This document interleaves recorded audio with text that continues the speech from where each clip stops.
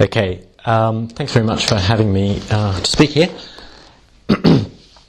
I aim to speak for probably about an hour or so. Does that sound reasonable? So the paper's called "Whatever is Changing is Being Changed by Something Else, a Reappraisal of Premise 1 of the First Way." So this is a paper which is going to be appearing. I haven't got even to the proof stage yet, so there's still plenty of time for corrections. Going to be appearing in a Festschrift coming out for Anthony Kenny, I think sometime later this year. So this is very much on him. I originally intended it for it to be a critique of his book, his little book, which you probably all know, The Five Ways. And then I soon discovered that although it's a little book, well, I mean, I've known the book for a very long time, but when it actually came down to doing an analysis of it, which I've been meaning to do, I realised that actually, although it was very little, it contained so much that there's no way I could have written a critical evaluation in one paper. So then I thought, well, I'll just do The First Way, which is something I'm interested in. Then I realised that would be impossible as well. So now this paper is about one premise of The First Way. So I figured that if I do another 14 papers, one on each premise of all the 5 ways, then I'll have a book. So that's going to be a very long-term project, which will take me to the grave. So this paper is focusing just on premise 1 of the First Way, which is one of the least, the ways of Aquinas, which is least appreciated and least discussed these days, let alone defended. So the publication in 1969 of Anthony Kenny's The Five Ways was an important moment in contemporary philosophy of religion. In it, Kenny presented a detailed and systematic critique of the famous 5 ways of St. Thomas Aquinas, by which the existence of God could be proved using philosophical reasoning without any appeal to faith or revelation. The critical reception of the book was somewhat mixed, provoking, unsurprisingly, a less sympathetic response from Peter Geach than from Anthony Flew. Speaking anecdotally, however, after many years of discussing philosophy of religion with both philosophers and theologians, and perusing some of the numerous standard undergraduate and graduate reading lists on proofs of the existence of God, I formed the impression that Kenny's book has had a major and lasting influence on the consensus concerning the cogency of the 5 ways. And the consensus is assuredly negative. Aquinas' arguments are sometimes praised for their depth and ingenuity, but in general they're esteemed a failure, whether glorious or not. And Kenny's critique is one of the first works to which any philosopher of religion would point his students or colleagues for or probably the locus classicus in which the debunking exercise is successfully carried out. Kenny accuses Aquinas of numerous logical fallacies, equivocations, irrelevancies, and, perhaps the most memorable accusation, of tying his arguments, especially the first and second ways, to an outdated and discredited Aristotelian/medieval cosmology.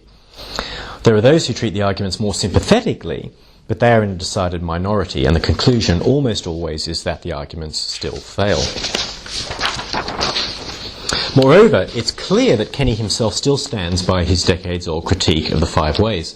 So writing in 2004, he says the following: "By 1963, I'd become too doubtful of several of the teachings of the Catholic Church to continue as a priest, and I returned to the life of a layman, becoming in 1964 a fellow of Balliol and a tutor in philosophy there. I continued to ponder the question whether it was possible to prove God's existence. The best place for an inquiry, I thought, would be the 5 ways of St. Thomas Aquinas, the best known and most revered of the proofs on offer. On careful examination, I was unable to find that any of the arguments were successful. They depended more than met the eye on a background of outdated Aristotelian cosmology, and in places contained identifiable fallacies of argument. I published these negative results in a book, The 5 Ways." Well, the first and second ways, I contend, have far more going for them than is commonly supposed. They're not tied to outdated cosmology, in my view, nor is Aquinas guilty of the fallacies Kenny levels at him. It's true that the arguments require the appreciation of certain metaphysical principles that are unfamiliar or seem archaic to the contemporary philosophical mind. It is for this reason that they have largely faded into obscurity, replaced in modern debate by, for instance, the Kalam cosmological argument. In particular, the notion of causation employed by Aquinas in the arguments has a decidedly obscure ring to modern ears. Nevertheless, with some unpacking and an attempt at a sympathetic reading, we can see that the arguments are in fact strong ones, ripe for reinvestigation and reappraisal. In this paper, I will focus solely on the first way, moreover, only on the first premise, which is a key component of the Aristotelian Thomistic metaphysic. Now, I don't purport to establish in the following discussion that the premise is unassailable, only to defend it against the more common objections and to demonstrate its plausibility. In particular, as with the work of Aquinas in general, it's important not to let the discussion of his ideas get mired in what can be interminable and often fruitless exegesis. I like interminable and fruitless exegesis, although I think most of it is actually quite fruitful, and that's in the footnotes. So if anyone does want, a copy of the paper, they can see the fruitless exegesis in the footnotes. So I'm not sort of disparaging that. It's just that I do have a kind of an agenda to try and extract these arguments generally, and Aquinas generally, from the endless scholarly debates and try and, get the kernel of the important substance, which can be a contribution to contemporary debate. If Aquinas is to have any currency for contemporary thought, he needs as much as possible to be extracted from his historical context, which would be a heresy probably to some people, to be extracted from his historical context and evaluated, as all great philosophers should be, in terms of his timeless contributions to the search for truth. Hence, despite the inevitable excursuses into both interpretation and the secondary literature, I'll consider premise 1 of the first way in a mostly context-independent fashion. I'll be stipulating the interpretations that I place on Aquinas's words. Having said that, I'll also stay very close to Kenny's own evaluation, taking his objections one at a time. So the first way is sometimes known as the argument from change or motion. And I think advisedly that it's the term change which is should be used as translation, not motion. And when you endlessly repeat in the literature the argument from motion, whatever is being moved, and people point out in a footnote, well, motus really means change, and then they go on to use the word motion, which is very misleading. So, and in fact, my translation of the premise, whatever is changing is being changed by something else, to my knowledge, is not a translation that anyone else has adopted, and I'm not proposing some great contribution to scholarship here. I just think it's obvious that that's how it should be translated. And I'm surprised more people don't do it that way. And this argument is presented in its most mature form, albeit briefly, in the Summa Theologica, and in more detail in the Contra Gentiles. In truth, the final and arguably definitive statement is in the Compendium Theologiae, composed a year or two before Aquinas' death. It's no more than a sketch, albeit very important, and it differs little from the more detailed version in the Summa. That is, when I say Summa, I'll just mean the Theologica. The argument itself is easily stated. At some point I actually may need or want to write on a board. Is that board writable on, and is there a pen? Okay, so it will be okay if at some point, because I'm sorry, I do apologise, I haven't actually got a handout prepared, so I can try and atone for that to some degree by writing a few things up if necessary, and if people would like me to, just stop me and say, could you write that up? Fine. So I apologise for not having a handout. The argument itself, though, is easily stated. Premise 1, everything that is changing is being changed by something else. 2, but the series of changes and things changing cannot be infinitely long. Therefore, conclusion. 3, there must be a first cause of all change, which we call God. Now, Aquinas calls this the more manifest way. Manifestio via, the more manifest way of proving the existence of God.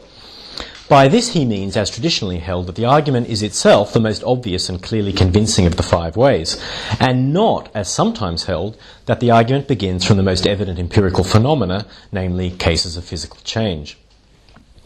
If you did not think this, that is to say, if you did not think that it was the most manifest argument, it will be inexplicable why the first way appears as the one and only proof of the existence of God in the compendium.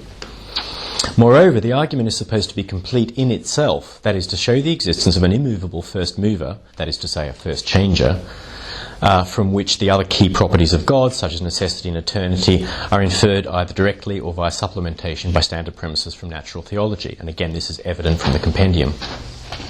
Hence, the argument stands or falls on its own merits and should not be taken as a jumping-off point for Aquinas' other arguments. It should not be regarded as a good enough place to start if one wants to prove that God exists, an incomplete first attempt, or some such. Either the first way is itself a proof of the existence of God, or it is not. For Kenny, the argument fails on a number of fronts, leading him to add his voice to that of Suarez to the effect that the first way is impotent in efficax, being the term Suarez uses, impotent to prove the existence of a prime mover. And I'll resist the temptation to say something nasty about Suarez. Okay, so it's always there. His objections are directed at both premises, as well as that is, Kenny's objections are directed at both premises, as well as at the conclusion that the unmoved mover must be anything like the divine being of classical monotheism. So even I'm going to say unmoved mover rather than unchanged changer and so on, but you know what I mean. I just have to kind of slip into the lingo that everyone else uses occasionally. Moreover, the objections focus both on apparent counterexamples to the premises and on the general reasoning, in particular concerning actuality and potentiality, to which Aquinas appeals in defence of his argument. So I'm going to take the objections one by one. And if I find that I'm running short on time, or if someone starts winding me up, I can always just skip a section and jump onto something else. So the first is the issue of motion per se and motion per accidens. Now, Kenny's first kind of alleged counterexample to the premise, whatever is changing is being changed by something else, exploits the Aristotelian distinction between motion or change per se and motion or change per accidens. So, if A is moving because it is located in B, then A is moving per accidens. For instance, the example Aquinas gives, a sleeping man in a moving ship. The man moves per se when he stands up and walks. The per se movement of a red billiard ball struck by a cue involves the per accidens movement of the redness located in it. And this is my example, not an example that Aquinas uses, with the sense of location here being analogous but not identical to the case of the man in the ship. Hit the billiard ball contains, in a very loose sense it contains, which one can elaborate, we don't need to for the present purposes, a red trope or a red property instance or red mode as Aquinas would have called it, and that red mode moves with the billiard ball. Why? Because it's located in the billiard ball in an appropriate sense of location. If A is a part of B and B changes because A changes, then B changes per accidens. So if a person is struck on the hand, then the person is struck. Right, if I strike you on the hand, you are struck. Again, there is an analogous sense of location involved here, so the three cases are arguably species of a common genus. Now, Kenny takes the example of himself sitting at his keyboard. He moves his fingers per se, yet it seems his fingers move him per accidens, or because his fingers are a part of him. Now, the dilemma is as follows. If his fingers move him and he moves his fingers, the motion is circular. As Kenny says, it cannot be an asymmetrical relation, which is what it needs to be for the infinite regress argument to work via premise 2. Right, so if it's just circular causation, Kenny caused his fingers to move, which caused Kenny to move, then you're not going to be able to run an infinite regress argument that the chain of causation must come to an end. You might have objections to circularity on other grounds, but as far as the infinite, you can't, Aquinas won't be able to appeal to just a straight, there must be a stopping point. So he says premise 1 is useless for the first way. Or else it could be that Kenny moves his fingers, but his fingers do not move him, i.e. he's in motion because of the motion of his fingers, but is not moved by the motion of his fingers. Now, this is Kenny's distinction, in which case premise 1 would have a counterexample.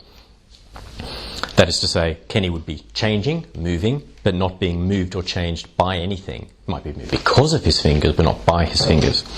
So in that case, premise 1 would have a counterexample. So you'll either have symmetrical rather than asymmetrical relation of causation. It would go around in a circle. Or there would be a counterexample, Kenny changing but not being changed by anything. Either way, premise 1 is flawed. Now, Kenny goes on to acknowledge, however, that Aquinas believes animals, including human beings, are moved by their souls. Note that the movement is not the pure efficient causation of one physical object by another. The soul is the form of the body, and as such exercises a special kind of formal causation by which, as a part of the animal's essence, it directs the efficient causation of the animal's bodily constituents, neural parts, muscles, limbs, and so on. Hence, as Kenny accepts, on this view, his fingers are moved not by Kenny but by his soul, yet his soul is not moved by his fingers, and so the movement relationship is, after all, asymmetrical. The problem now, he concludes, is, quote, the Aristotelian soul of any animal or plant will be an unmoved mover in the required sense. You won't need to go further than just a soul as being an unmoved mover. I'll return to that last point soon. For the moment, this small retreat by Kenny, and it is small, but it's a retreat because it recognises that you can't just simply say, Kenny moves his fingers move Kenny, and we have a problem, but rather it's more complicated than that for Aquinas. This small retreat needs to be enlarged somewhat. So, on the hylomorphic view of animals advocated by both Aquinas and Aristotle, the soul of a living thing is what causes it to behave in the way that is natural for it. The soul directs the motion of the organic parts, fingers included. It is consistent with the claim that souls move fingers, that human beings are moved by their fingers where that motion is per accidens, because the fingers are part of the human. But the fingers won't move the soul because per accidens, because the fingers aren't part of the soul. The fingers are part of a human being, not part of a soul. So on hylomorphism, Kenny's fingers are moved per se by his soul. He, Kenny, not being identical with his soul, is moved per accidens by his fingers, because his fingers are part of him. Whether, as Kenny questions, he is moved by his fingers or because of his fingers is superfluous to the argument. The movement relation is still asymmetrical. Kenny moves fingers, fingers move soul. And that is what Aquinas requires, an asymmetrical relation. On the other hand, if we reject the very idea that Kenny is moved either by or because of his fingers, i.e. that in no sense do his fingers move him, then there is no counterexample to premise 1. There won't be a case of Kenny moving, stroke changing, but not being changed or moved by anything. So the dialectical position is not that since Kenny is changing and the only candidate changer is his fingers, yet this latter idea is unacceptable, his changing therefore has no changer, contra premise 1. Rather, the oddness, to use Kenny's word, the oddness of positing such causal relationship between fingers and person, if the oddness be accepted, is transmitted to the very assumption that when Kenny types, he is in motion in any other sense than that he, or his soul for that matter, moves his fingers. So, it's not as though he is in motion in some sense other than this, but that his motion is not caused by anything, because the only candidate is the unacceptably odd one of his fingers. There's no reason to think, on this hylomorphic view, that Kenny is moving because of his fingers at all. But because of or is being moved by his fingers at all. So we can now see more clearly why Kenny's dilemma fails on hylomorphism. Kenny's right, however, to raise the problem, this problem of the causal relations involved. For the hylomorphist cannot simply retreat to the position that formal causation by the soul is a special kind of causation in order to avoid legitimate questions concerning the asymmetry or otherwise of the causal relationship between soul and body. He's right to raise the issue.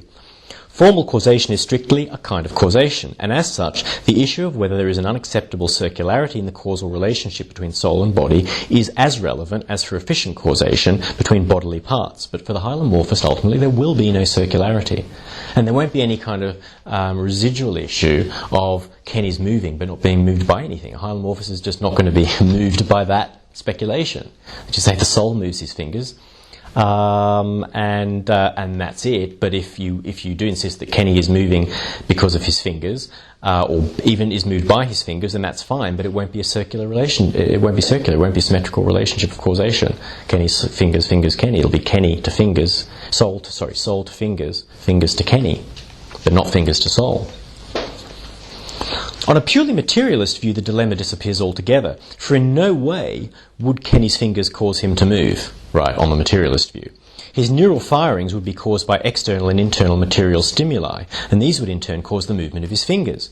The causal chain would begin outside Kenny, and within him would involve neural activity causing muscle movement, terminating outside him in the motion of the keys on the keyboard. Again, there'd be no circularity in the relevant causal processes, and no lingering counterexample to premise 1. Now, Kenny does not himself consider a materialist interpretation. He focuses only on the hylomorphic view. Fair enough. But I think we do well to see to what extent Aquinas' argument carries weight independently of certain metaphysical presuppositions, in particular hylomorphism, that most philosophers currently reject, wrongly in my view. Moreover, if Aquinas is to be defended against endless ad hominem objections, right, it's worthwhile seeing whether his argument is detachable from other parts of his overall metaphysical outlook. We should not expect complete detachability, I think, but the argument arguably fares even better when examined on assumptions more favourable to materialism than to hylomorphism. Just as Aquinas, there's precedent for this, just as Aquinas, though he believed in the finitude of the past, was explicit that the first and second ways did not depend on this assumption. So I think there is something heuristically useful here in considering whether on a materialist view you could run the argument or run the first premise in a plausible way. Next section concerns the soul as, quote, mundane primary mover. And this is now coming back to the point I raised earlier. Now, a mundane primary mover is a natural unmoved mover, i.e. something that moves other things in the sense Aquinas intends, that is to say, simultaneously via one or more instrumental causes, but is not itself immovable or in any way a candidate for a divine being. Now, in various places, Kenny, among other critics, objects that premise 1 leads at most to mundane primary movers, not to God. Kenny's opening shot is his charge that the idea of an unmoved mover, quote, will not lead us beyond a stationary billiard ball. One of his many famous quips in that book. The argument, in other words, does not take us to an immovable mover required for proof of the existence of God. Now, I'll come back to inorganic entities later, if I have time, when I talk about inertia, impetus, gravity, and so on. But for now, I want to concentrate on the idea that premise 1, in the organic case, does not lead beyond a mundane primary mover, such as a human or other animal. The particular question of whether the argument as a whole takes us to an immovable first mover must await a separate treatment. I don't even begin to tackle that here. According to Kenny, if we accept that animals are moved by their souls, then, quote, the Aristotelian soul of any animal will be an unmoved mover in the required sense. The required sense being that of the terminus of a chain of simultaneously acting causes. Kenny doesn't elaborate the objection, but the idea, I think, is that since on premise 1, whatever is changing is being changed by another, animal changes require distinct changers. Digits and limbs are moved by muscles, which are moved by the nervous system, which is moved by the brain. Simply put, on the hylomorphic view, it is the soul of the animal that will be the ultimate source of all these changes, even changes to the brain, as the animal's directive, essential principle imbued with causal powers. In a human, the soul is immaterial. In a non-human animal, it is material, that is, wholly dependent for its operation on the animal's material constitution. In either case, there seems no reason to go beyond the soul as the primary mover of the animal. Yet, the soul itself does undergo change. Animals undergo changes of desire and belief, changes in their perceptions, changes of feeling, as do human beings. People change their minds, adopt new goals, acquire new thoughts. For a hylomorphist, these changes are not merely changes in a body, but alterations to a soul. And the materialist, whilst eschewing talk of souls, readily accepts that humans and other animals undergo changes of mind/brain, and will seek to translate all talk of changes to a soul into talk of changes to minds, brains, as well as bodies. More importantly, and of crucial relevance to the argument, an animal's soul undergoes changes in the exercise of its, that is to say, the soul's powers. And that's an important point. An animal's soul undergoes changes in the exercise of the soul's powers. So when a dog starts toward the food bowl, its soul is not merely causing the dog to move, but is itself changing in the exercise of this causal activity. The dog gets hungrier, more excited, anticipates the delicious meal ahead, and so on. Again, soul talk aside, the materialist will not demur. As the dog's brain causes the impulses that lead to canine locomotion, so that brain buzzes with activity. So much is commonplace, and for the purposes at hand, human behaviour is no different. As Kenny moves his fingers on the keyboard, he thinks about what he's just written and what he's going to write next. Perhaps he considers making a cup of tea or remembers something he needed to get from the shop, and so on. It is in the exercise of causal powers leading to bodily movement that the soul, and for the materialist the mind-brain, undergoes its own changes. And premise 1 says that whatever changes requires a changer, so the soul too needs a changer. Yet what changes the soul? For Aquinas there are many causes, for example bodily changes, objects of knowledge, and objects of perception. When it comes to human action, the main cause of change to the soul is the appetible object, that is to say, the object that is sought or desired. What Aquinas calls the appetitum alicuius appetibilis. Pardon my pronunciation. So the appetible object. Now there are two aspects to an appetible object. The mind-independent universal or particular to which the agent tends in its behaviour, and that universal or particular as conceived of or thought about in the mind of the agent. So, when Fred buys a pizza for dinner, the universal pizza, and in the paper it's italicized, so I have to use emphasis, the universal pizza is one aspect of the appetible object of his action. He's motivated by pizza, and pizzas are mind-independent. But he also has the concept of pizza in his, or has the concept pizza in his mind, and is motivated by this. That is to say, the concept is a universal in the mind. And I have another paper on that whole subject of concepts and as an argument for dualism and concept. This is just a very brief set of assertions rather than a worked out argument. For the worked out argument, you can look at another paper of mine. The concept is a universal in the mind. Now, this does not imply overdetermination, right? The concept pizza in Fred's mind just is the universal pizza, but that universal enters the mind of anyone who grasps it, and so acquires the concept of it. He's not motivated, so Fred is not motivated by two things, a concept and a universal. He's motivated by one thing, doing double duty as an objective feature of the world, and also as a literal part of Fred's mental inventory. Now, the crucial point is that agents are motivated by things.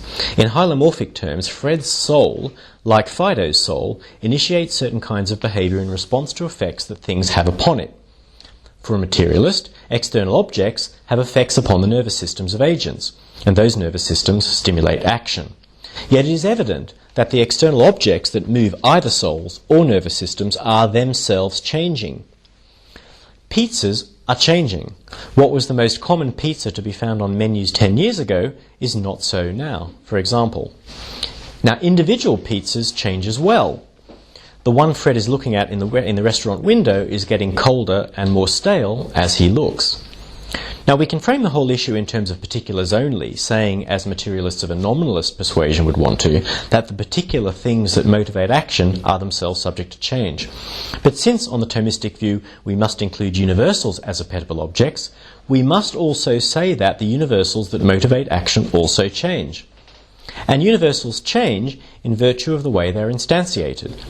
For example, if the number of pepperoni pizzas produced increases from 10% to 90%, I should say the proportion of pepperoni pizzas produced increases from 10% to 90%, the universal pizza changes by having a different kind of preponderant instance. And I think that is a genuine change in the universal, and I'll be happy to defend that rather unorthodox sounding view or strange sounding view in discussion.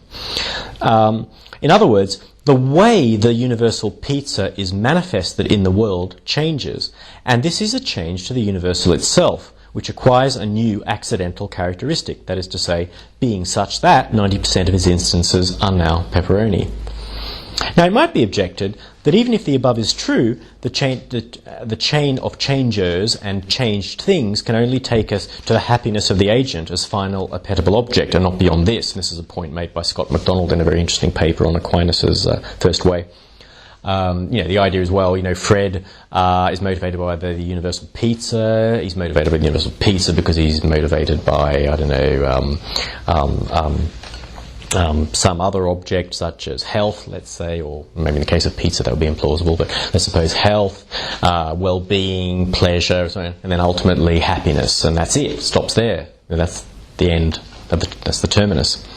Well, whether the chain leads to God is not something that I'm going to consider here, but I think the chain must reach beyond happiness, because happiness, like other universals such as pizza, is also subject to change in terms of the way in which it is or might be instantiated.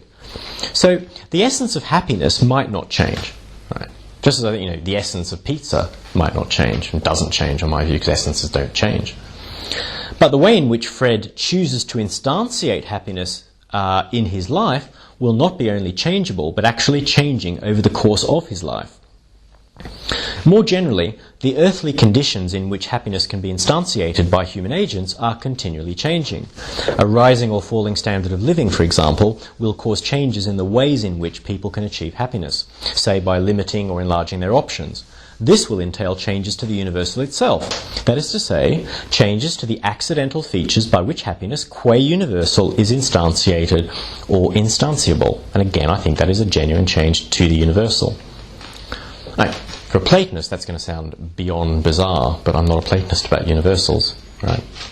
Aristotelian about universals. For an Aristotelian about universals, it doesn't sound that bizarre, or it shouldn't sound that bizarre. Now, what I claim to have established, therefore, is that souls will not be mundane primary movers, and so Kenny's objection fails. Souls will not be primary movers at all. Now, that humans have free will does not salvage the objection. I think this is an important kind of coda to this section. It's not, as far as I can tell, and in any case should not be implicit in premise 1, that whatever is changing is being deterministically changed by another. Right? It's just whatever is changing is being changed by another. The soul of a free agent is changed by external objects, but it need not be deterministically changed by them.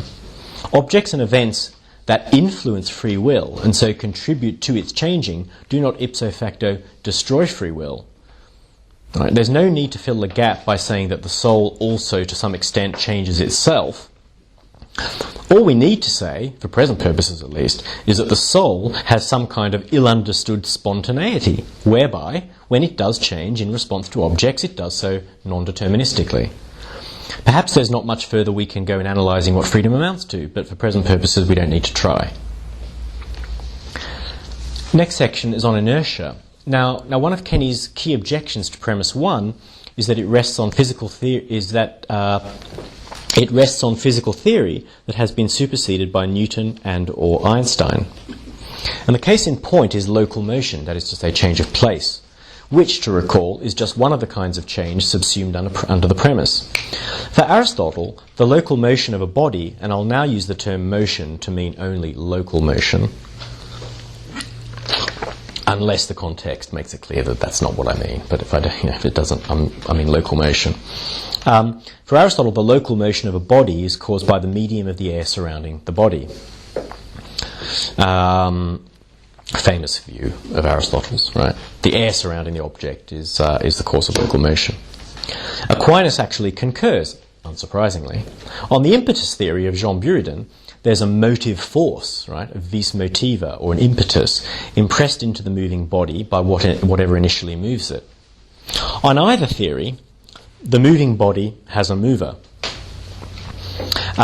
Kenny objects that for Aristotle, the air would be an unmoved mover, and Aristotle does, in fact, seem to speak that way. Given that the sense of motion in this context is local, we can accept with Aristotle that the air in no wise moves locally once, say, the thrower of a projectile, having released the object, ceases to disturb the air. So the air is not moving locally, but as the object moves through the air is moving it, and keeping it moving and making it move. We can still hold, however, that the air moves qualitatively. That is to say, it changes as it exercises its power of locally moving the projectile, and this change would require a changer. So I think if you do, adopt, as you probably wouldn't want to, Aristotle's view about the medium of air moving the object, then you could still say, on the view that I'm putting forward, that the air is itself changing as it's exercising its causal power. It's changing qualitatively, not locally, and so according to the premise, whatever's changing requires a changer. So the air wouldn't be a primary or an unmoved mover. Again, on the impetus theory, we could hold that the motive power was impressed upon the parts of the moving body, and given that the parts are not identical to the whole, the local motion of the body would have, as premise 1 requires, a mover distinct from itself. Now, so much is mere speculation, although maybe Aristotle's theory, but I've always wondered, not being a physicist myself, and if there are any physicists, then I'm more than happy to be corrected and educated on this topic. But I've always wondered whatever happened to the impetus theory. Just call me just good old-fashioned kind of armchair physics. Whatever happened to the impetus theory and why? A mystery to be uncovered, but maybe it's not a mystery. So much is mere speculation, nor is it nearly as important as the issue of whether classical mechanics, via the law of inertia, has removed altogether the need for a mover of that which moves locally. A quick and strategically effective approach by some philosophers, such as Scott MacDonald, has been simply to exclude inertial frames of reference, that is to say, frames in which there is uniform velocity, from premise 1. Just doesn't apply to local motion. All right? Law of inertia. The moving object doesn't require a mover, but the premise 1 doesn't apply to local motion. Just exclude it. The idea is that premise 1, as far as local motion is concerned, only applies to changes in rest or velocity. That is to say, to non-inertial or accelerated motion. Now, a principled reason for making this exclusion would be that uniform local motion might be considered a merely relational or extrinsic property of things, whereas premise 1 should be restricted to intrinsic change only. All right. And a basic metaphysical reason underlying this idea is that change involves a transition from potentiality to actuality, and such a transition must be intrinsic. If the uniform motion of a body is relational, then the transition will not be intrinsic to the moving body. If all uniform motion is relational, then there will be no such intrinsic transition, and we can leave uniform motion to one side as not involving genuine intrinsic alteration in anything. If uniform motion does, on the other hand, require some intrinsic alteration in something or other, absolute space, let us suppose, then we can instead look to the change in that thing as a phenomenon requiring a cause, and premise 1 will apply again. I'll consider actuality and potentiality later, but for now we can consider an analogy with time. If uniform relative motion is metaphysically on a par with, hypothetically, the passage of an object through time, without that object's undergoing any intrinsic change, or having to undergo any intrinsic change, we might be even more comfortable with excluding uniform motion from premise 1. We might nevertheless treat the temporal passage of an object without intrinsic change as relational to the intrinsic aging of some other object. We could then apply premise 1 to the intrinsic change in the latter object. Or we might treat such passage as relative to an intrinsic change in absolute time, in which case we could apply premise 1 to the change in absolute time. So I don't suggest the analogy is mandatory, only that it's a plausible one that might be given in support of an exclusion of uniform motion from premise 1. So it's not the motion itself which requires a causal explanation, but there might be something it's relational to which does undergo intrinsic change, and that's going to require an explanation. So you might exclude local motion as such, as being relational or extrinsic, and so itself not requiring a premise 1 style explanation. Kenny quips that such an exclusion, that is to exclude local motion from premise 1, Kenny quips that such an exclusion in favour of applying premise 1 to non-inertial motion or accelerated motion only would give us an argument in favour of an unaccelerated accelerator rather than an unmoved mover. It's another one of his famous quips. Rather than an unmoved mover. Now the quip is no more than that. Of course, remembering that local motion is but a species of change, the restriction of premise 1 to acceleration means merely that whatever changes from a state of rest or uniform motion requires something distinct to change it. Right? Just as the application of a coat of green paint to a red wall does not require us to postulate an unpainted painter. Another approach, called by Kenny, quote, a counterattack, is to insist on the requirement that uniform motion does require a cause, and I think this is the more interesting and difficult to grapple with issue, is to insist on the requirement that uniform motion requires a cause. Now this is most famously embodied in Mach's principle, so named by Einstein, which in its simplest form states that, quote, mass there influences inertia here. More formally, it says that inertia is causally determined by the large-scale structure and distribution of matter in the universe.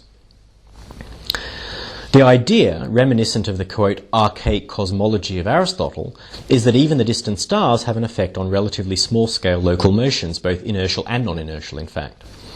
Einstein himself was at one time sympathetic to the principle, writing to Mach that, quote, inertia has its origins in a kind of interaction of bodies, though he later rejected it. And I haven't checked why he rejected it, but I'm sure someone might be able to enlighten me on that, why Einstein ended up rejecting Mach's principle, whether it was like purely mathematical reasons or something, or whether there was some more basic metaphysical objection.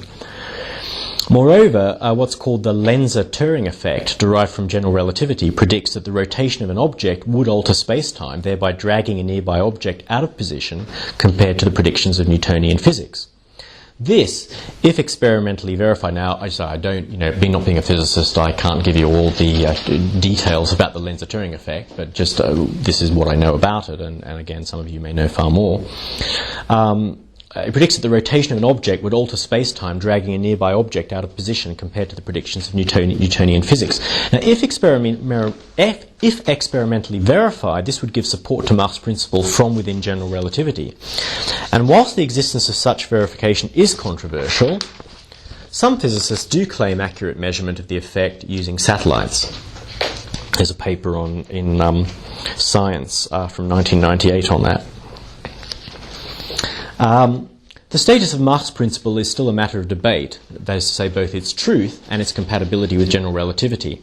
And the world's expert on this, and some of you may know him, Julian Barber. Does anyone know Julian Barber by any chance? I think he actually lives in Oxford. He is the world's expert on Mach's principle, and I had a very long phone conversation with him a while ago when I was working on this paper and tried to get him to explain to me in words of one syllable, to a philosopher, not a physicist, as to what the status of Mach's principle is these days, etc., etc. And it got to the point of him saying, well, really, it's all mathematical in the end, and I can't really explain to you, and we don't really know whether Mach's principle is true. And I just wanted to pin it, being a kind of simple-minded philosopher, I just wanted to pin him down. Is it true? Is it false? Is there evidence for it or not? And it was, mathematically you can work out everything that you need to in mechanics using Mach's principle, but it's never been fully done, etc. Anyway, he's your man if you want to find out about Mach's principle.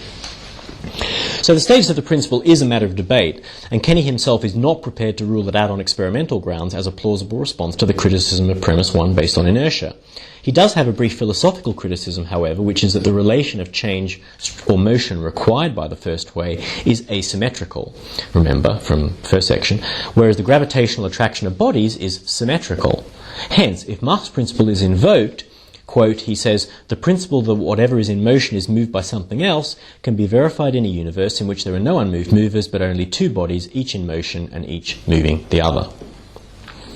Now, the problem with this criticism, however, is whether the scenario sketched by Kenny is in fact compatible with both premises 1 and premises 1 and 2 of the first way. And this is all I'm going to say about premise 2.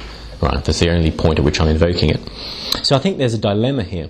On the one hand, as Kenny himself acknowledges, premise 1 is that whatever is moving is being moved by something distinct. On the scenario that he sketches, if the kind of causation invoked is transitive, then it is this is the two-body example, the two-body universe, symmetrical gravitational attraction. If the kind of causation invoked is transitive, it is in principle impossible to say whether either body is really being moved by something distinct. For at any stage in this simple causal loop, one will have to say either that body A is being moved by body B, or that A is moved by itself, since by transitivity if A is moved by B and B is moved by A, then A is moved by itself, and the converse. But it will not be possible to take any stage in the loop as privileged, so it will not be possible to say whether either body is being moved by something distinct from itself, whereas premise 1 requires a moving body to be moved by something distinct from itself. Premise 1, contrary to Kenny's assertion, will not be verified on such a model. On the other hand, if the causation involved is not transitive, then although at each stage in the loop either body will indeed be moved by something distinct from itself, thus verifying premise 1, the very infinity of the loop will still be incompatible with premise 2. And if the grounds for premise 2, which require separate treatment on another occasion, are good, then Kenny's scenario is a non-starter. On either horn of the dilemma, the scenario will not succeed in undermining the first way, assuming that we have greater metaphysical grounds for believing in both premises than for entertaining the possibility of the scenario. It's useless to appeal to physics, whether Newton, Mach or Einstein, to defend the possibility of the causal loop sketched by Kenny if the metaphysical grounds for ruling it out are solid. Moreover, there's no way of verifying such a scenario empirically, just as there is no way of verifying the law of inertia empirically, as far as I understand it. Again, I'm happy to be corrected. Both are mere idealizations, and the latter, the law of inertia, a mere assumption. Poincaré, some people said to me, and again, I'm not a Poincaré expert, but Poincaré said the law of inertia is neither an a priori truth nor verifiable experimentally. It may be a good assumption, given the derivability of classical mechanics, but my point is simply there's no way of verifying it empirically. Other people said to me, well, Poincaré had his own reasons for thinking that it was just an assumption. But anyway. I'm not aware of any way to verify the law of inertia. Therefore, Kenny's two-body scenario is at the least not obviously possible, as he seems to think, and so not an obvious problem for the first way. And that's as far as I'm going to go on that, and just say it's not an obvious problem. Right. Next section on generators and obstacle removers. Now, Kenny points out that Aristotle and Aquinas recognized two particular categories of moving agents among others, generators and obstacle removers. They cite heavy and light things. Quite often. They cite heavy and light things which move naturally in virtue of whatever it was that generated their natures, that is, made them heavy or light. Such objects may also move in virtue of the removal of an obstacle. And Kenny believes there are counterexamples to premise 1 among such movers. So he says, quote, "If someone pulls out a bath plug, the water may continue to flow downwards long after he has gone away. And if we ask for the generating cause of the heaviness of a falling boulder, we may not find one later than the cooling of the Earth's crust." Well, neither counterexample works. The person who removes the bath plug causes the water to begin to flow by removing an obstacle. But the continued motion, however, is caused by gravity. In the case of the falling boulder, heaviness is not a change, but a quality. And so we're not interested in that. Rather, we're interested in the boulder's motion. What caused it to begin to move will be, for instance, a volcanic eruption or some other event. Its continued motion, however, will be caused by gravity. Kenny goes on shortly afterward to refer to the tendency of the boulder to fall, but then he introduces irrelevant, occasionalist-tainted references by some supposed followers of Aquinas to the immediate action of the Creator in actualizing such a tendency. God immediately, occasionalistically, causes the boulder to keep moving. That's just no part of Thomistic metaphysics. This is no part of Aquinas' or of Aristotle's thinking. Instead, we must say that the falling of the boulder is caused by gravity. But does gravity itself need an explanation? In what sense is it changing? Well, here we run up against our ignorance of the way the universe works. It's possible, and that again, I'm being fairly speculative here, not dogmatic, it's possible that gravitational attraction is produced by rotation of a planet, stars, the sun, the galaxy, and for all we know, the entire universe. If the universe itself does rotate, this looks like a violation of Mach's principle for obvious reasons. But discussion of this is highly speculative and can be left aside. Paper Nature from 1982 on Is the Universe Rotating? Obviously, views on both sides. Or perhaps gravity is produced by the action of real particles, the hypothetical gravitons. Perhaps motion of parts within an object contributes to gravitational effects. Or maybe all of gravity is explicable via general relativity by changes in the structure of space-time. We don't know. But what seems clear enough is that the explanation of gravitational behaviour, I think, will have to invoke some kind or kinds of change in material objects. According to premise 1, these changes will themselves require a cause. And now I go into a more general section which gives some backing to that rather strange-sounding view. So this raises the general question of the laws of nature, of which the universal law of gravitation is an example, at least when supplemented in a more precise way by the equations of general relativity.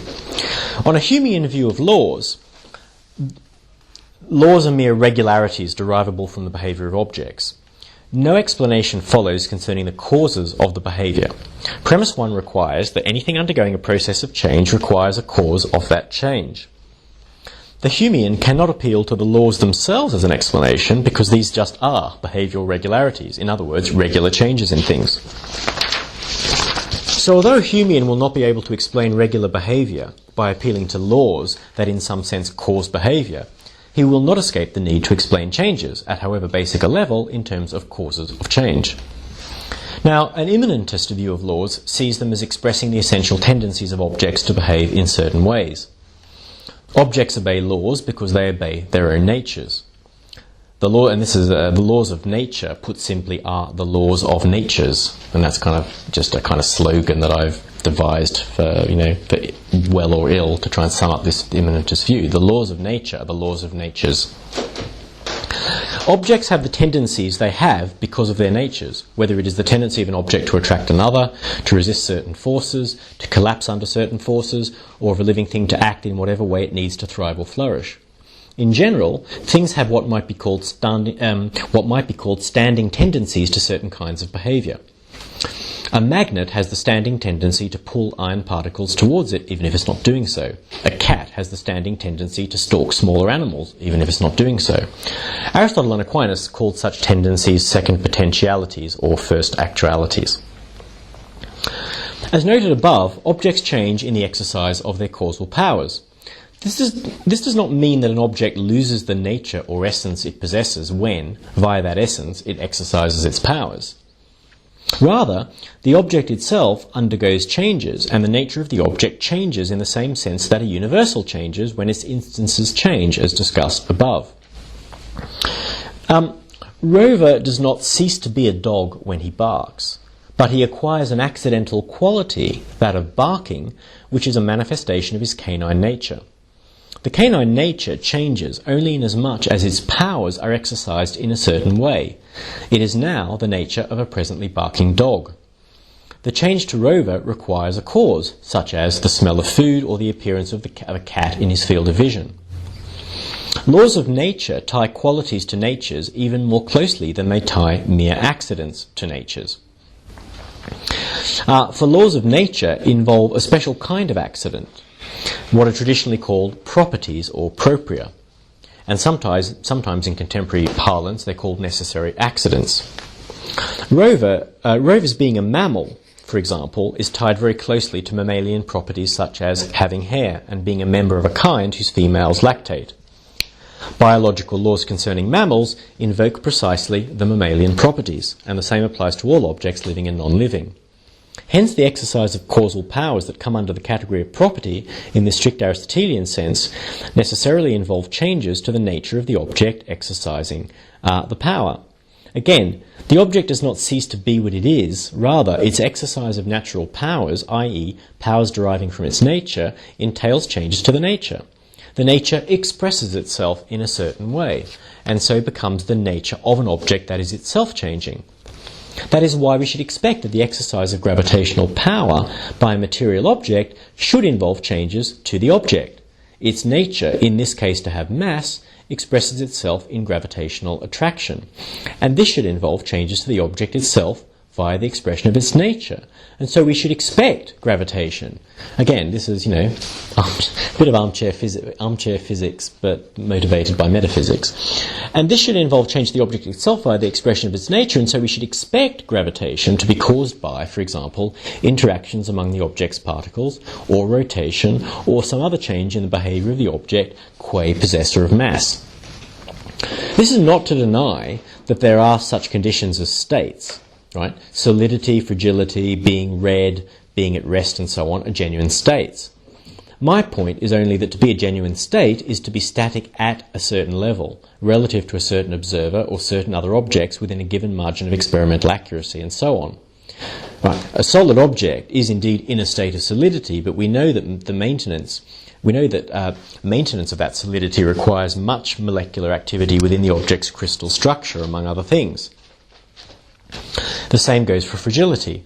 Also, we know that being in the state of having a certain colour requires activities of reflection and absorption, or else, in the dark, activities that dispose the object to reflection and absorption when exposed to light, and so on. The point of this small digression is to draw out the idea that premise 1 of the first way cannot be impugned by appealing to laws of nature as mundane primary movers with which the metaphysical buck stops, as it were. Nor can it be undermined by appealing to an infinite regress of laws. Now, on the second point, Kenny says that there may be, quote, no theoretical end to the process of asking why certain laws hold. In other words, there may be no basic laws, where in this context a basic law is one that has no further explanation within the material universe. Right, let's call such laws relatively basic. That is to say, they have no further explanation within the material universe. I submit that it's a mistake to think that there might be no such laws. If there were no end to the process of explanation within the material universe, this would imply an infinite level of complexity in objects. This point is not tied to the issue of reductionism. Of course, for a reductionist, the infinite complexity would be microstructural, but one could equally well be a non-reductionist and hold to some other kind of infinite complexity, say, in powers of behaviour, or perhaps in the numbers of dimensions, whether spatio-temporal or otherwise, according to which behaviour can be measured. But why should we expect any such infinity of complexity? All objects, God or the prime mover aside, are finite delimited entities with specific natures. Matter, as both Aristotle and Aquinas thought, might be infinitely divisible in potentiality, but this would not entail infinite complexity in kinds of behaviour. It might entail an infinite number of possible kinds of manifestation of a given power, but that's a different phenomenon. The kinds of power possessed by a thing would still be finite, given its finite nature. Well, if we accept that there are relatively basic laws, on the other hand, this does not require that we be reductionists either. So a reductionist typically will posit basic physical or mathematical laws as being the ones in no need of further explanation. But one might be a non-reductionist and hold that there are basic laws in each of the special sciences, including perhaps the social sciences. Reductionist or not, the believer in relatively basic laws must posit the existence of relatively basic changes in objects that do not require further causal explanation within the material universe. But what premise 1 rules out is the possibility that such changes require no causal explanation whatsoever, i.e. that there might be basic laws in an absolute sense. Now, if obedience to laws requires changes in objects via the expression of their natures, relatively basic laws require relatively basic changes. But all non-basic changes require causes, according to premise 1, so why should relatively basic changes be any different? The phenomenon of change is the same whether it is relatively basic or non-basic. Merely to stipulate that there might be absolutely basic laws requiring no causal explanation whatsoever, does not give us a reason why we should make an explanatory exception for relatively basic changes, if it is true that all other changes require causes. And if we express the idea in Humean terms, the point remains the same. Relatively basic laws will, on the Humean view of laws, require relatively basic regularities, and these will involve relatively basic changes. No mention need be made of natures, but the problem remains the same. Kenny offers no argument for thinking that premise 1 can be undermined by positing relatively basic laws. He simply tells us that such laws might exist and so require no further explanation at all. In other words, that the relatively basic laws might also be absolutely basic. He goes on to say that the first way does not seek to explain why the relatively basic laws hold. The argument is not to an author of nature, he points out, but to the efficient cause of the actual motions of substances in the world. I think this claim is misleading because of the intimate connection between being the author of nature and being the author of natures. The first way argues to an uncaused cause of all change. Given that laws involve changes, the argument is ipso facto an argument to the cause of all laws. If there are absolutely basic laws, the argument is vitiated, since not all changes will require a cause. But Kenny has given us no reason to think that there are any basic laws in this sense. If there is a cause of all changes, then there are no absolutely basic changes, and so no absolutely basic laws. If to be an absolutely basic change means to be uncaused. But the supporter of the first way can still posit relatively basic changes, that is to say, changes and hence laws, that do not have a cause within the material universe. And perhaps if the first way is sound, that's as basic as we can hope to get. Do I have time to do the final section? Or have you had enough? Well, I've got about 10 minutes or so, is that right? Maybe we should stop for a discussion now, or what do you people happy for me to go on or not? There's basically one section on act and potency. It's quite an important section, actually, but so that's kind of my pitch in favour of it. Okay, I'll try and get through it quickly. This is on actuality and potentiality. So Aquinas' central argument for premise 1 is based on the distinction between actuality and potentiality. So this is where we're getting to the real meat of the argument here, or the meat of the premise. Change involves the becoming actual of some accident or feature that is merely potential. Right? So the potentially ripe banana is actually unripe, and when it becomes ripe, its potential ripeness becomes actual. Its actual unripeness disappears. All change, as Aquinas says, is the reduction of something from potentiality to actuality. Now, as he goes on to argue, quote, nothing can be reduced from potentiality to actuality except by something in a state of actuality. Why? Well, he says, quote, now it's not possible that the same thing should be at once in actuality and potentiality in the same respect, but only in different respects. For what is actually hot cannot be simultaneously potentially hot, but it is simultaneously potentially cold. It is therefore impossible that in the same respect and in the same way a thing should be both mover and moved, i.e. that it should move itself. Therefore, whatever is in motion must be put in motion by another. End quote. Although this is Aquinas' main argument for premise 1, it's given short shrift by Kenny, as it has been by other commentators, due evidently to his influence. The main objection he and they level at Aquinas is that he seems to rely on the following proposition. Whatever actualizes the potentiality of another thing to have a certain feature F must already have F itself. So, here are the famous examples, counterexamples that Kenny gives. A kingmaker need not himself be a king, and it is not dead men who commit murders. Right. Again, he says, a man who fattens oxen need not himself be fat. And I've been reliably told by a friend of mine that example actually comes, I think, from Dr. Johnson. But anyway. A man who fattens oxen need not himself be fat.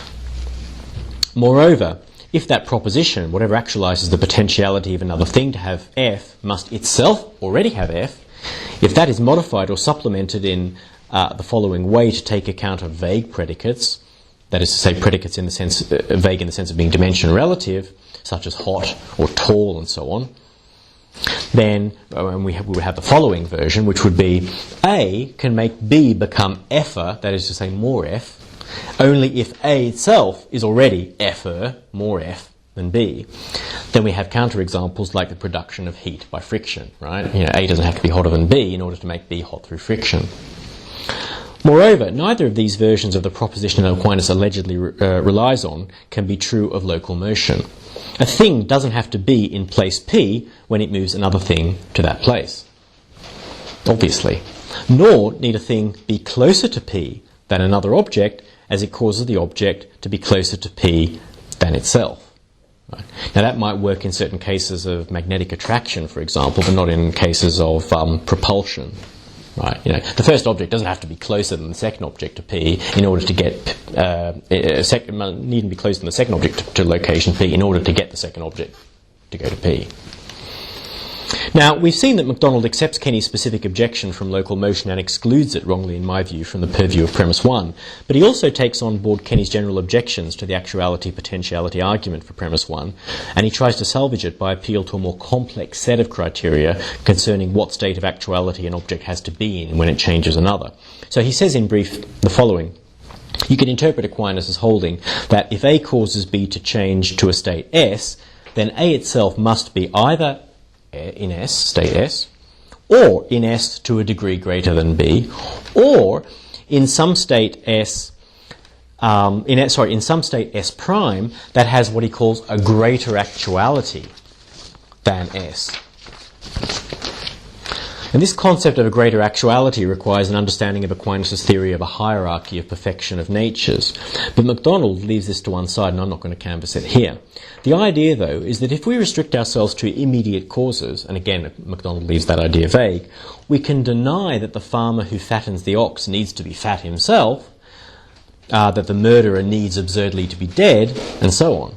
All that is required is that the immediate cause of a thing's entering a certain state S be itself in a state of actuality with respect to S that is, quote, sufficient to bring about the change. And the sufficiency must be explained in terms of a greater degree or greater perfection or perhaps some allied notion. And of course, reminiscences of Descartes obviously come to mind. Now, it's difficult to deny that Aquinas did believe in such an idea, though to interpret it in a non-circular and non-question-begging yet contentful way is no small matter, and I'm not going to tackle it here. In any case, MacDonald doesn't defend it. He's merely seeking to present a version of what he calls Aquinas' weak principle of sufficient reason that is not obviously vitiated by Kenny's ox example and related examples. To this extent, what he says is useful and interesting, but it's not, I submit, at all relevant, at least not to the presentation of the argument in either of the summas. All that Aquinas requires is that the change of anything from being potentially F to actually F requires some distinct actuality to bring about that change. And I think this is something that Bill Craig, I don't know if any of you know Bill Craig's early book on the cosmological argument from Plato to Leibniz, but he's got a long section, mainly almost exclusively exegetical on the first and second ways, which I think is brilliant. It's really, really good. In fact, I don't know of anything sort of similar to it in trying to, although Bill's not himself a Thomist, as far as I can tell, he's very, very sympathetic, reads Aquinas sympathetically and says what he must mean and what he couldn't mean. So I think he's very good on this. There has to be some distinct actuality to bring about the change. This is not to say that Aquinas escapes blame for the misinterpretation by commentators such as Kenny. I mean, after all, Aquinas does use the example of fires being actually hot when it makes wood change from being potentially hot to actually hot. So it's an infelicitous example, obviously. So when he goes on to assert that nothing can be both mover and moved in the same respect and in the same way, in other words, actually F and potentially F, it's natural to assume that he has in mind the idea that only something distinct which is actually F can make something change from being potentially F to actually F. So, it's not like there's no reason for interpreting Aquinas this way. It's just that I don't think it is the right way. Yet the assumption may be resisted. All that's required is the proposition that the transition from potentiality to actuality requires something actual to cause it to occur. But since the state of being potentially F for some feature or accident F contains no actuality, the state of being potentially F cannot actualize itself. Hence the state of being potentially F must be actualized, that is to say, caused to change to the state of being actually F, by something distinct from the state of being potentially F. Now that distinct thing might itself be another feature, G, or it might be a part of an object, or it might be the whole object, i.e. the object that possesses the state of being potentially F. So it's of no avail to the critic to claim that an object can change itself as long as the object as a whole, under no other causal influence outside the boundaries of the object, moves from being potentially F to being actually F. An unripe banana will at least begin to ripen in a dark room. But this is no counterexample to premise 1. Right? For the banana will undergo the transition from being potentially ripe to actually ripe, or for that matter, semi-ripe, in virtue of causes which are distinct from the state of being potentially ripe. Chemical constituents within the banana will initiate the transition to ripeness from unripeness. But the transition or process of change cannot initiate itself. Similarly, as we saw earlier, the loosely called self-movement of any living thing is not for the purposes of the first way strict self-movement. One part of an animal will cause another part to undergo a transition from potentiality to actuality, but the transition will not cause itself. No process from potentiality to actuality is self-actualizing. As Christopher Martin puts it, and his is also an excellent and partly exegetical and mainly argumentative defense of Aquinas in his book, Thomas Aquinas, God and Explanations. Really, really good. Unfortunately, it's a difficult book to get a hold of and it's out of print. But as Christopher Martin puts it, quote, neither being non-F nor being capable of becoming F offer us any explanation of a fact which we have to explain, which is that it, some object, becomes F. If there is to be any explanation of its becoming F, it must be at the very least in virtue of some other aspect given by some other true description, a description which is not purely negative, such as is not F, nor purely potential, such as can become F. Put in this way, the argument from actuality and potentiality is strong and appears immune to the sorts of counterexample Kenny raises. Dead men do not commit murders, but actual men do, just as actual farmers are needed to fatten oxen. The very idea that a mere potentiality, that which does not itself actually exist, could make the transition to actuality without the concurrent causal activity of something actual that is distinct from the potentiality should strike one as absurd, as it struck Aquinas and Aristotle. Only actualities make actualities out of potentialities. Coming to an end here. So one might wonder, though, whether one potentiality might not actualize another potentiality. Right? So, something distinct, but why does it have to be an actuality? It's one thing to say that something other than the potentiality must actualize it, and it's another thing to say that the distinct actualizer must itself be actual. Yet a moment's reflection shows the thought that one potentiality might actualize another to be bizarre. How can one mere potentiality actualize another? Could an unripe banana be made ripe by the bananas being potentially straight, or potentially warm, or potentially long?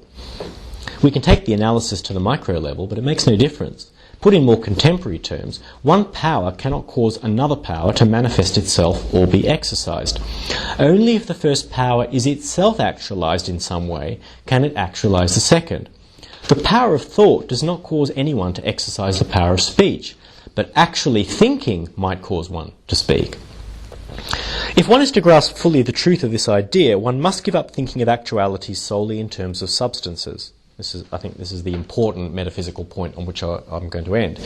In the Aristotelian Thomistic system, actualities include substances, but also features or accidents, of which intrinsic qualities are a subcategory. Not only do substances have causal influences on other substances, but they do so on accidents. A person can turn an instance of red into an instance of black with a coat of paint. Accidents have effects on substances. Being fat makes a person prone to illness. And accidents have effects on other accidents. Pollution of the air causes foul smells. Once we realise that causal relations can occur between all kinds of actuality, we see that the kinds of causal process Aquinas has in mind in the first way are very broad indeed. Yet his point is the same in all cases. Whether the process of change involves substances, accidents, or some other combination of both, it must always involve actualities turning potentialities into other actualities. We can, however, say something more specific than this. For at any point in its existence, a material object will have only a finite number of qualities. So even a causal process involving only the qualities of a single substance would at some point, if traced through a large enough number of qualities, have to extend beyond the substance to other substances possessing other qualities. In other words, causal processes involving qualities necessarily piggyback on the substances having the qualities. If premise 1 is true, and if we rule out infinite circular causal processes, whether because of the truth of premise 1 or premise 2, at some point in a process of changes within a substance, we will have to step outside the boundaries of the substance and look for a cause of change in some other substance. Thus the chain of causes must be traced through distinct substances, not just distinct qualities, and not just qualities within a single substance. And if premise 2 is correct, the chain cannot be infinite. If the conclusion follows from the premises, there must be a wholly immovable mover, a final terminus and cause of all change in the universe, yet not itself part of the universe. My conclusion. Whether premise is true and the premise 2 is true, and the conclusion follows from the premises, are two large subjects I don't tackle here. Kenny has many objections to both, and they deserve separate treatment. The present discussion, however, has concentrated only on his many objections to premise 1. Whatever is changing is being changed by something else. It's a key element not only of Aquinas' natural theology, but of the whole metaphysic that underlies it. Hence, it is worthy of lengthy consideration in its own right, not of the manifest neglect accorded to it by contemporary philosophy. If I have not shown the proposition conclusively to be true, I hope at least to have shown it to be plausible, defensible, and immune to the many and by now famous criticisms fired at it by Kenny in his influential work. Kenny may be wrong about premise 1, but I think he's instructively wrong. Confronting his critique shows, I submit, that the first way, long neglected by all but a few, is worthy of serious reappraisal. Okay, thank you. Three points to kick things off, two more from the historical. First, you speak of the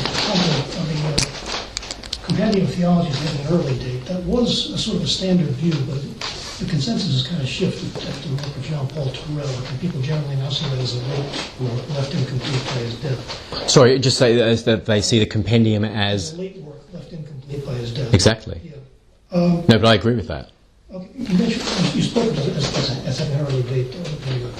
Compendium? No. I say the compendium was composed a year or two before Aquinas' death. Oh, sorry, I'm sorry.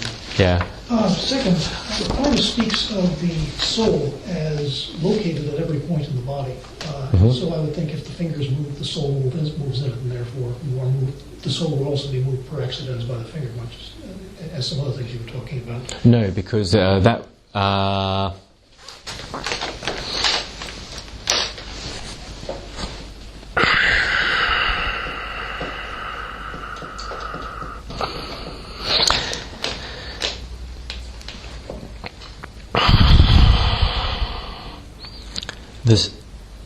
So I'm trying to think of an analogy with one of the examples I used. So, for instance, in the case of the red trope, so the red trope moves because it's moves per accidents because it's located in the ball, which moves per se. You're wanting to say the soul is located in every part of the body. So, if the part of the body moves, the soul is moved per accidents by that part of the body. Yeah, I don't.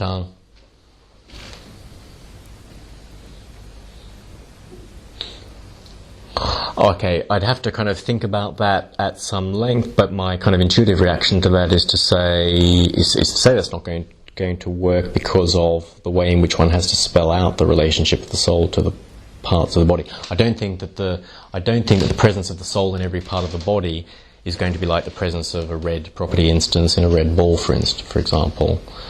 For a start, the soul's not a property instance, right? So it's not going to be a strict analogy. Or strict strict kind of it is an equivalence. Form, much of the trumpets. No, it's not. It's not a trope. It's not an. It's not. It's not. A mode is a quality instance or an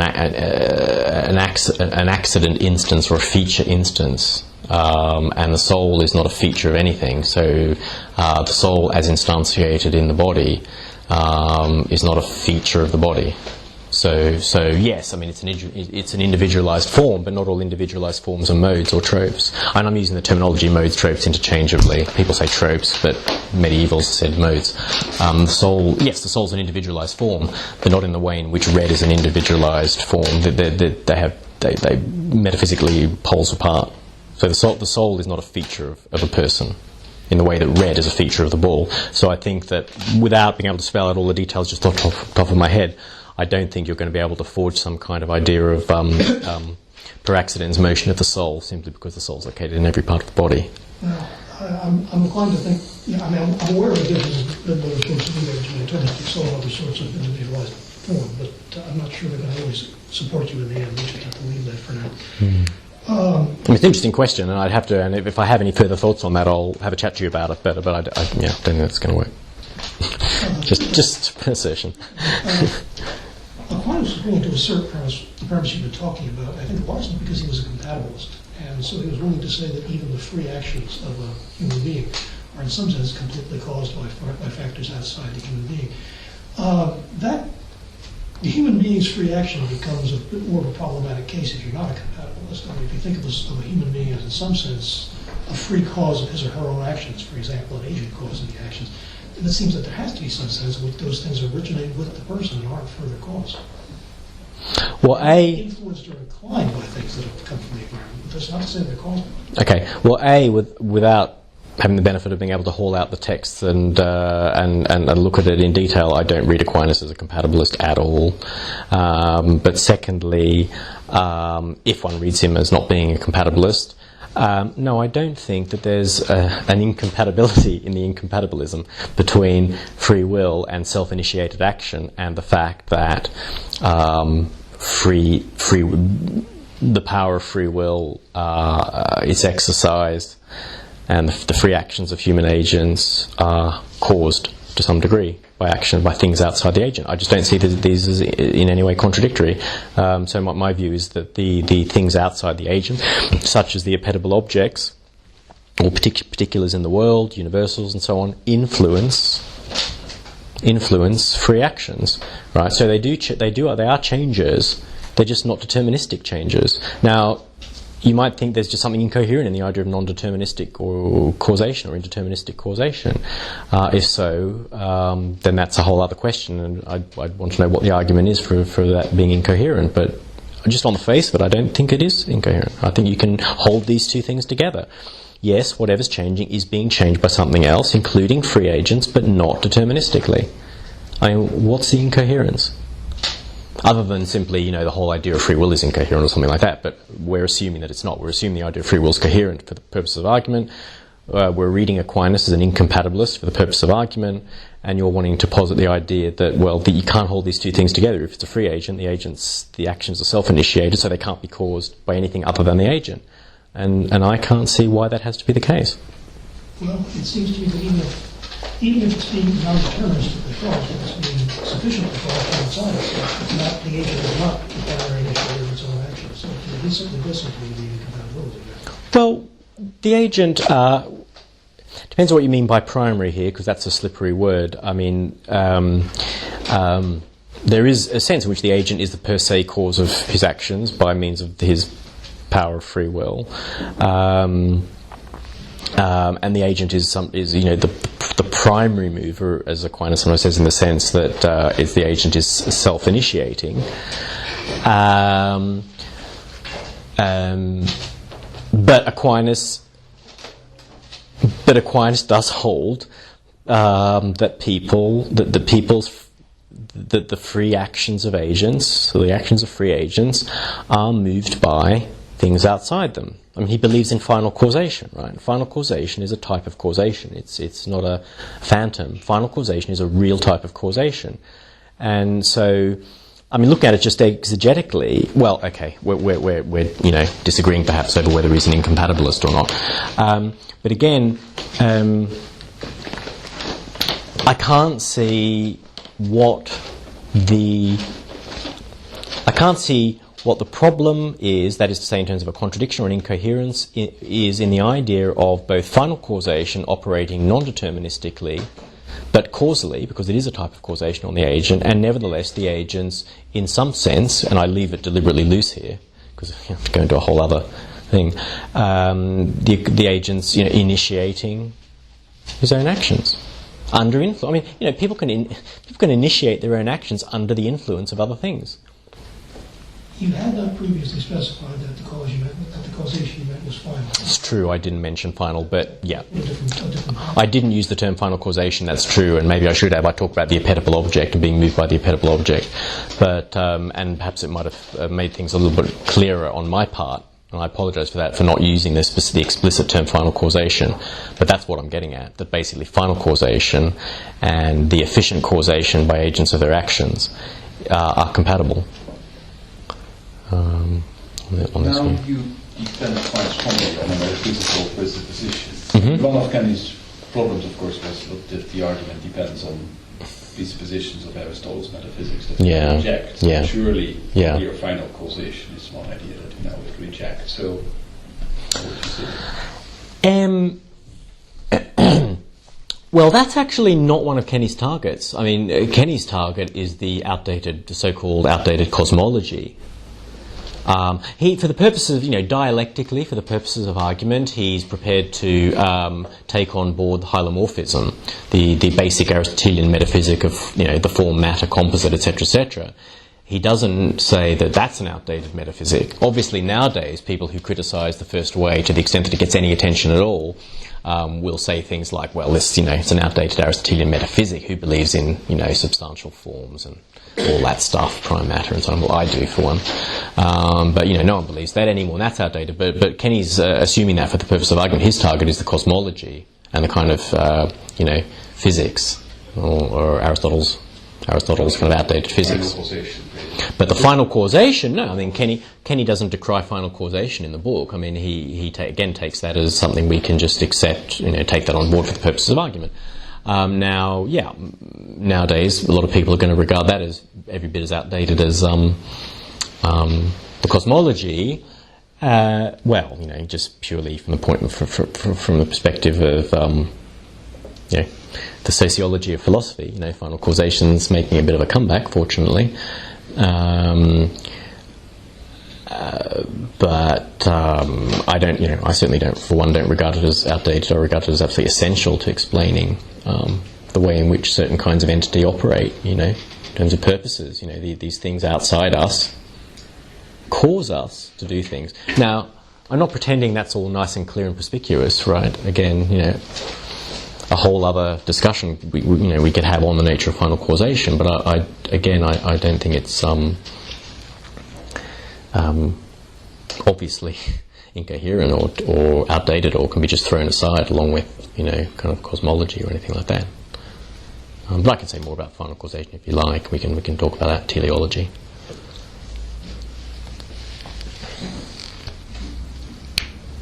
Can I switch discussion to another thing? Look, I'm just trying to get a grip on the last section of your paper. You said that Aquinas supported the first premise of the main argument by means of the proposition nothing can be reduced from potentiality to actuality except by something in actuality with a relevant respect. I hope I got the word No, right. that's the last bit's incorrect. Fine. Nothing, and that's sorry. That's not That wasn't what I. Well, hold on, just to get hold on. The last bit right isn't what I Okay. was Well, just for the benefit of everyone else, just to repeat the quote so that we know exactly what Aquinas is saying. Nothing can be reduced from potentiality to actuality except by something in a state of actuality. Right. Thank you. Anyway, that's fine. Thank you for the correction. Okay. But my point doesn't rest on that. Okay. Now, let's suppose that you successfully defended that proposition. Mm-hmm. I'm just wondering how that proposition is supposed to support the main premise. you might have thought that what he needed was a stronger proposition, namely that nothing can pass from potentiality to actuality except by something in a state of actuality. I mean, the reduced has got the sort of idea of being of causal action.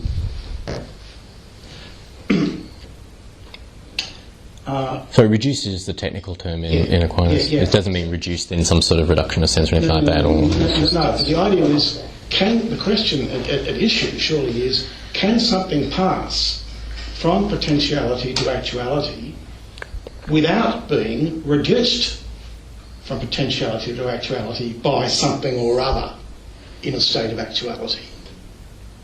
Right? You see, the person who rejects premise one is likely to say, no. It can just simply pass from the one to the other. No cause at all. Not being reduced from one to the other, therefore. I don't quite see the distinction you're trying to make here. I mean, by reduced he means... Pass from. He means, pass from, or it'd be something like...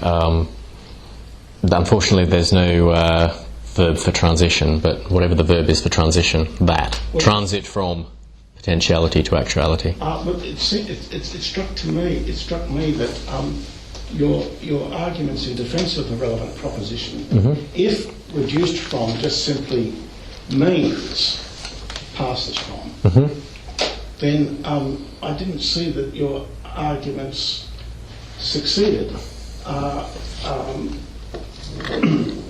Because they all seem to me to be clearly strong on the way in which I interpreted it, but not strong at all on the alternative interpretation. Why is that? I here have to. I'm sorry, I don't have all of those. Sure. Before me or in my mind. But it seems to me that you were ruling out various challenges to the proposition, and successfully ruled them out by saying that that there are alleged counterexamples to where whatever causes examples were given of the kind, whatever causes something to be fat must itself be fat. And you said, no, not at all. Aquinas can recognise that something could be caused to be fat by something which wasn't fat, and so forth. But that was precisely a case in which the principle under discussion was involved causation. The real question is, can something become fat, not by being self-caused, not by being caused by something else in a state of actuality, but just plain become fat with no cause at all? That's the question which is under consideration. Now, so therefore there's a bit of a dilemma. Either the proposition which is under discussion in your last section is simply equivalent to the first premise of the first way, or it isn't equivalent to that premise, but is considerably weaker. It's, as I said before, but nevertheless provides support for it. Sorry, is considerably stronger and supplies support for it, because obviously if the past from, no, either it's equivalent or it's weaker, but somehow supplies support for it. And the arguments that you gave were relevant to the interpretation of reduced from, where that reduced from involves some kind of causal. Reduced by something. Yeah, I think I get what you're saying, but I might have got it wrong. But to the extent that I can understand your point, no, my arguments are directed at the proposition that nothing can pass from potentiality to actuality, except by something in a state of actuality, without implying something causal. I mean, I think maybe, is it the case that you're suggesting there's something subtly question-begging going on here? Yes, I am suggesting there's something subtly question-begging going on. Absolutely what I don't mean. I don't mean something causal. I just mean, and I think at least I'm interpreting Aquinas to just mean that nothing can pass from potentiality to actuality except by something already in a state of actuality, and the sorts of arguments I gave for that are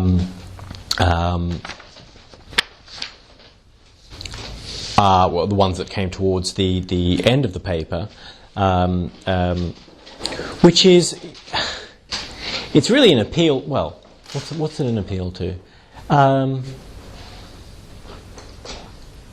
It's asking you to see that that to go from potentiality to there couldn't be anything in the particular state of potentiality that would be capable of explaining a transition to actuality. There's just nothing there to do the explaining. Now, you might say, well, it doesn't matter. I just think things can pass from potentiality to actuality with no causal agency involved. And my reply to that would be, well, in virtue of what? And not in the question-begging way of in virtue of what cause, because you're going to say there is no cause. My question would then be at a slightly more general explanatory level. Well, give me an explanation of how this is supposed to happen. It doesn't have to be a causal one. Just tell me how it happens, and what is it whereby what you get from the effective nothingness of potentiality, although that's a bit loose, and I can qualify that. The effective non-entity of potentiality to the entity of actuality. Tell me how it happens. Give me an example of how it happens. Give me an example of such a case. That'll do for a start. Yeah. How about radioactive atoms? A uranium atom presumably is potentially. I can't remember what it becomes when it loses a beta particle or an alpha particle. Right. Now, I don't think we think that's self-caused. I don't think we think that somehow the atom has an actuality within it that could reduce it from being potentially the decayed form to actually becoming the decayed form. And yet I think our theories of radioactivity don't really posit anything that plays that kind of role. Yeah. It's an interesting example, and again, I'll defer to you or anyone else on the specifics of this. It's not something that it could have been something I could have written about and would have been interesting to research, but I haven't. First thing we have to do before even beginning to analyse such a case is to get clear on exactly what is the actuality and what is the potentiality in such a case. So could you perhaps be a little bit more specific as to what it is that is potential, and then what it is that passes to a state of actuality, so that I can get more of a handle on whether this would intuitively at least violate. That would be a counterexample to the premise. Oh, well, it's extremely embarrassing. Oh, sorry. No. I'm not. Sorry, I'm not trying to put you on the spot or anything. I'm just, I'm terribly amateur about this, but my understanding is, maybe somebody else. Say a particle which is potentially.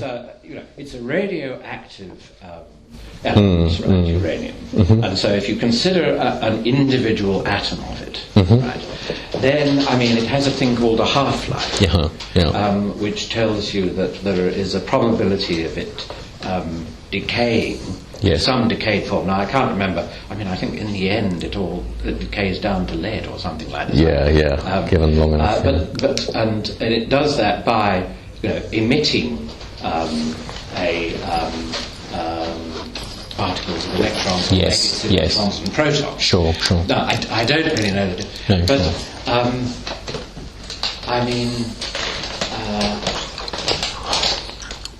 So we're talking about the state. Well, let's talk about the particles being potentially, or an isotope. Is that right? Yes. Okay. Maybe it becomes a decayed isotope. So potentially an isotope. It's potentially an isotope, and then it passes from being potentially an isotope to actually an isotope. Right. And the question is that strictly uncaused? That is to say, to put it in the Thomistic terminology, is there no distinct actuality that is distinct from the particles being potentially an isotope? Is there an actuality distinct from that which is causally responsible for the transition from being potentially an isotope to actually an isotope? Okay.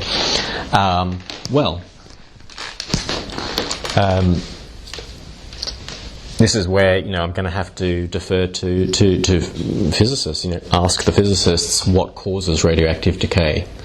What is the answer to that? What causes radioactive decay? Well, this is you see, my understanding would be that certainly we can give explanations of this, but they are all at the level of probabilistic laws, right? Sure. So that we can, certainly we know that if we got a mass of uranium, we can be pretty certain that after a certain period of time, half of it will have decayed, etc., etc.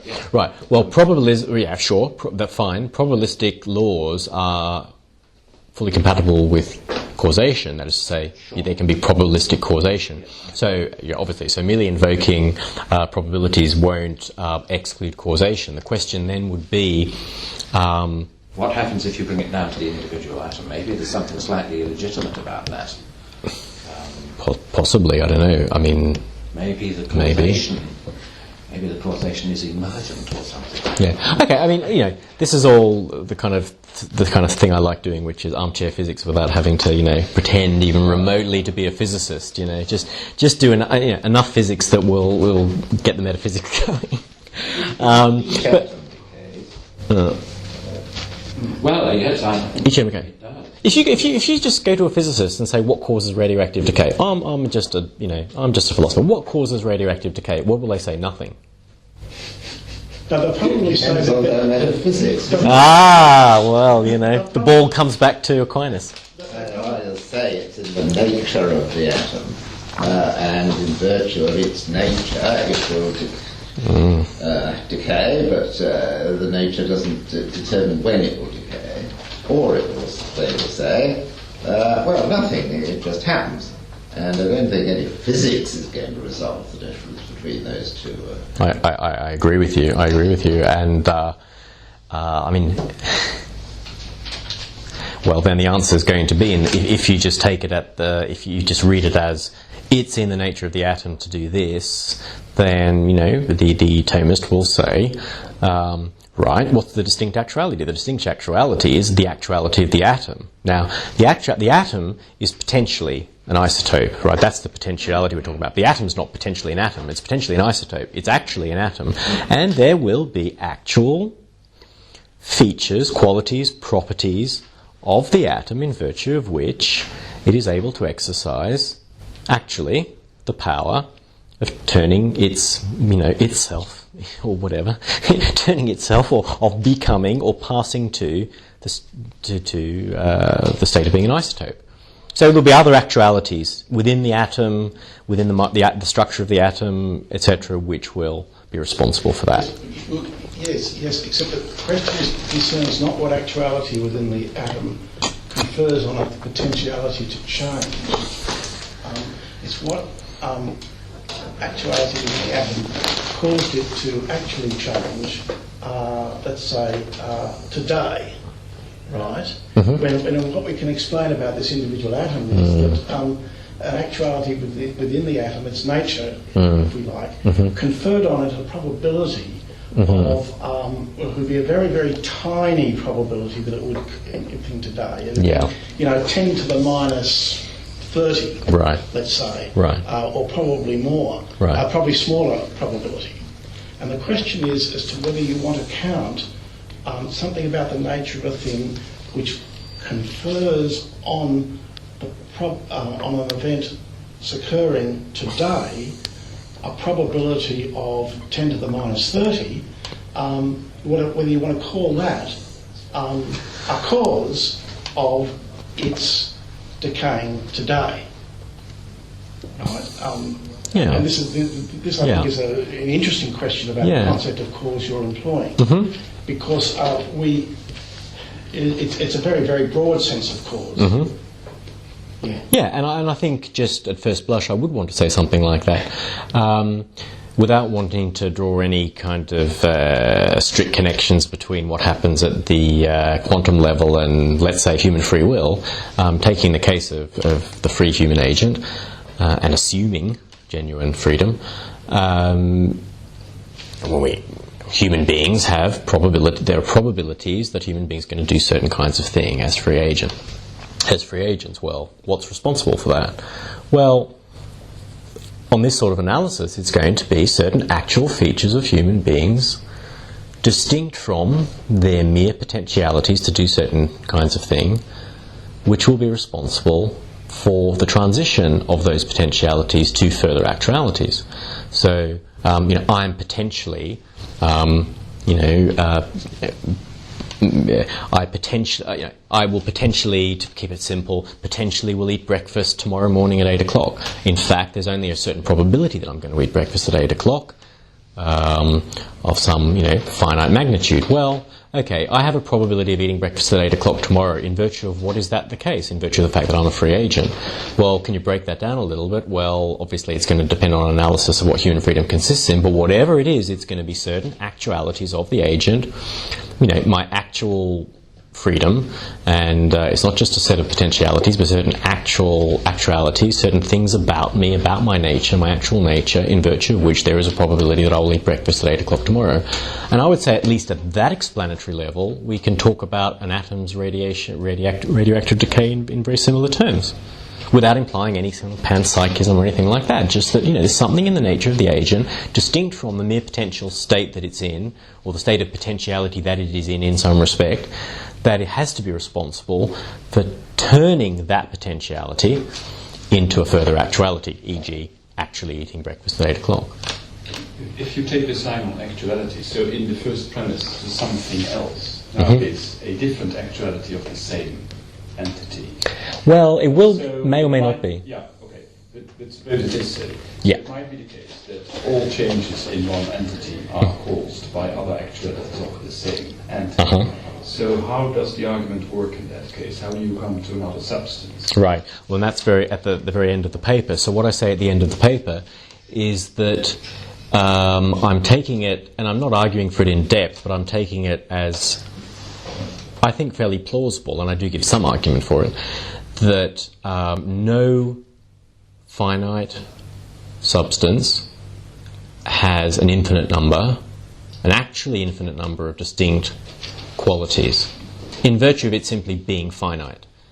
There's no reason to expect that it should, or to think that it should, and there are reasons to think that it shouldn't. In virtue of its being finite, there must be certain things, there must be certain limitations. So, and that those limitations imply a finitude of qualities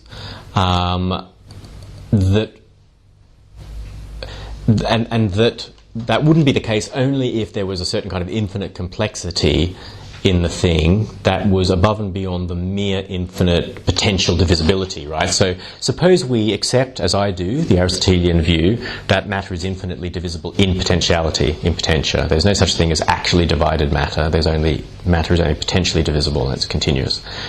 That doesn't imply that any hunk of matter has an infinite number of distinct qualities. It just means that certain qualities can be infinitely iterated, let's say, through infinite division, length, for the quality of having certain lengths in the parts and whatever.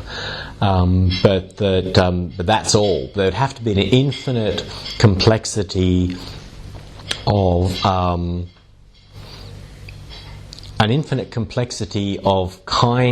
kind of constitution of a thing for it to have an infinite number of distinct qualities, and I just can't see how for any finite substance that could possibly be the case. And so therefore, if you accept that, and obviously one could, have to need to argue more about that, but if one accepts that, it follows that the chain of causation is going to have to go outside the entity at some point. Only if you accept that the series can be infinitely long. But the second premise says that a series cannot be infinitely long. So it can very well be that the ultimate causation is just in this and one actuality of this individual substance. Well, the idea here is that the chain of causation has to eventually go outside the boundaries of the substance. So you need an extra premise here. No. Well, no. If you accept premise 2, yeah, you accept that the chain cannot be infinitely long. So can't be infinite.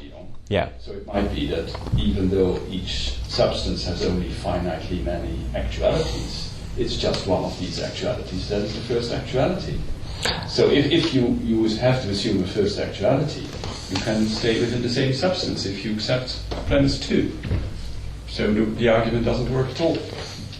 So hold on, I'm trying to saying that somehow for some types of substances, you have to go outside of this substance in order to explain the fact that a potentiality is actualized. Well, no, that won't do, because that won't do because there, for the more general reasons I've given concerning actuality and potentiality, there's no reason to think, and every reason not to think, that there's going to be anything inside any finite substance which could be that immovable mover.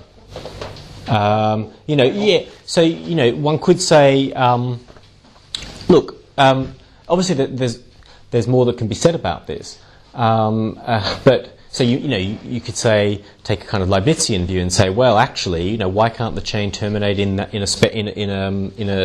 special monad, in each object, which is the dominant monad, which is itself the unmoved mover. Each example that one gives, such as a dominant monad, would have to be analysed in its own terms, and I obviously don't do that, but I give more general reasons. For instance, what I say about the question of whether the soul is the mundane primary mover, which would suit your case. You could say, well, the soul could be the mundane. You don't have to go outside the object. Just do radioactive atom. Pardon me?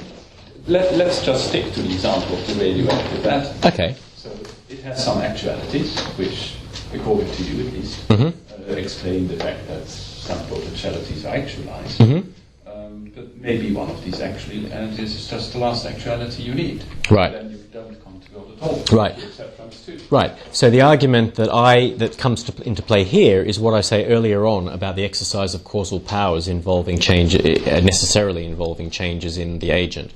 So what I say, for instance, about Fido exercising his barking powers and so on, and animals and human beings undergoing changes when they exercise their causal powers is going to come into play. So my argument there is going to be that if you want to postulate something, the actual nature of the atom or whatever it is, something special, some special part of the atom that is the unmoved, I would say, well, if it's exercising causal power, it has to be undergoing changes itself in the exercise of the causal powers, and those changes are going to require something further. Given that the substance is finite, if you accept that, you have to go outside the substance, and you don't need a further premise.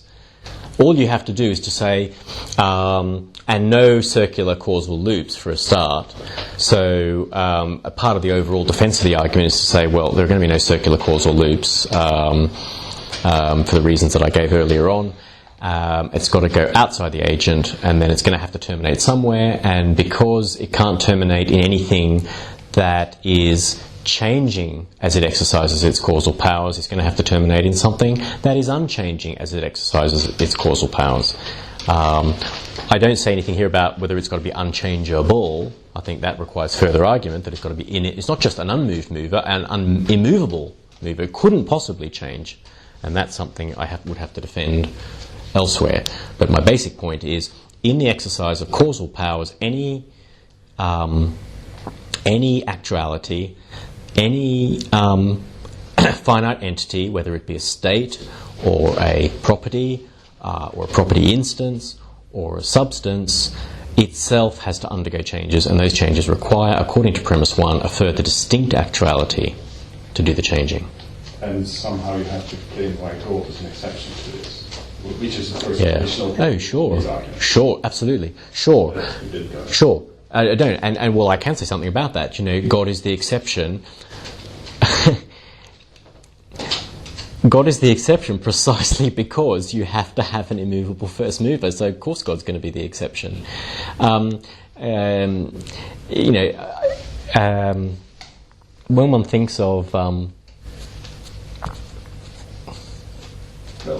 want to try and put this, well, okay, I'm not going to go into sort of reminiscences about childhood arguments about the existence of God. Who calls God? Those sorts of things. And I know you're not trying to put it in those simplistic terms, but it's not that you say, well, so there has to be God, the immovable first mover, and then the opponent comes back, the interlocutor comes back and says, but there's an exception to your premise, which goes against what the premise is saying in the first place. The point is, the premise requires that you conclude to the existence of something which is immovable, and so is not an exception to the premise. It's just not covered by the premise. There has to be something which explains why the premise is true. An immovable first mover can't undergo change. Because if it could undergo change, well, the supplementary argument here that I would have to bring in, which I haven't, is to say that anything which is unchanged but nevertheless capable of changing must change at some point or other. That's going to be the kind of argument. It's nothing new or original about that. It's the sort of thing that I think Bill Craig appeals to and others. It has to be immovable, because if it's capable of changing, it will change, which is a bit reminiscent of Aquinas' contingency argument. The third way, where he famously or infamously says that everything that is contingent will at some time cease to exist. And I don't want to debate whether that's right or not, but I think one can plausibly argue that anything which is capable of changing will at some time change, and therefore at some point there will have to be an explanation for its changing, and that's why you have to have an immovable, unchangeable first mover. So that's the way my general kind of defence of that would go against what you're saying. Yeah. May I ask a rather general question? Mm-hmm. I mean, what do you think is really going on with an argument like the first way, or any of the five ways? Sure. Is Aquinas wanting to show that a theistic metaphysics is a thoroughly reasonable theistic metaphysics? Mm-hmm. And in order to do that, one would need to show, and if you're trying to defend it today, mm-hmm. you would need to show that you could, as we were doing before, mm-hmm. bring in the case of a radioactive atom and mm-hmm. so on. And it looks as if there are prospects for doing that, mm-hmm. right? Mm-hmm. Or is he trying to show that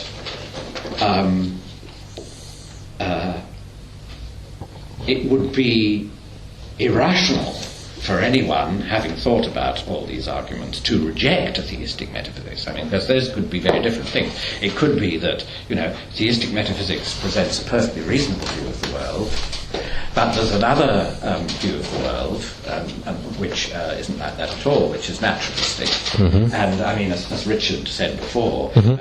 If you ask the scientists of their metaphysics, some might speak in an Aristotelian way about it's just in the nature of these atoms that they will decay, and others might say, it just happens. It just happens.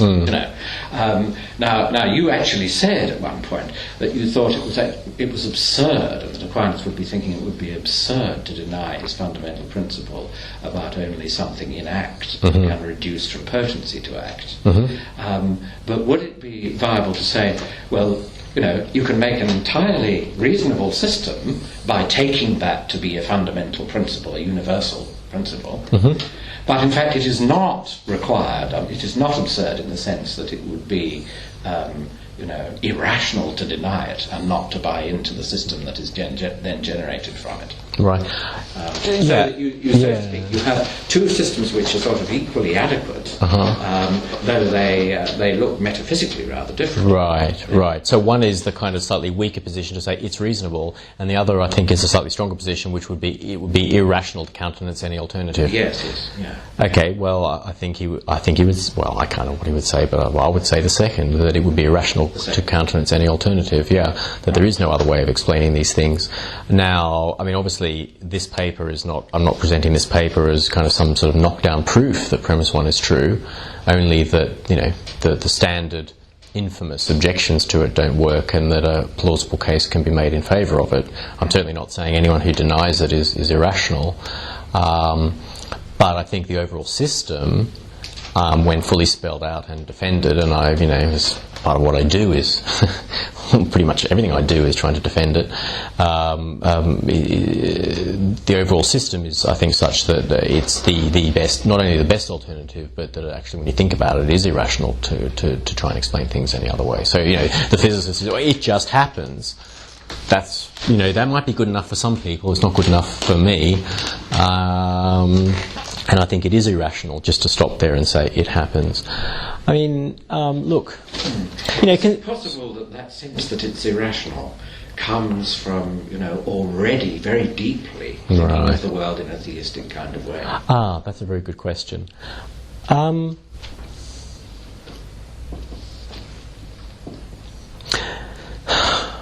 would say no, actually. Aristotle was a theist, and, I think the case is pretty overwhelming that Aristotle was a monotheist. I know, again, we could throw that one backwards and forwards, but I take him to be a monotheist. But I don't think Aristotle's metaphysics is, I can't remember how you worded it, but it is permeated by a deeply theistic or monotheistic way of looking at the world. I read Aristotle as presenting his system, particularly in the metaphysics and in the physics, as just rational on its own terms, and happens to dovetail well with a theistic metaphysic. Well, if it does, great, and if it doesn't, well, something's got to give.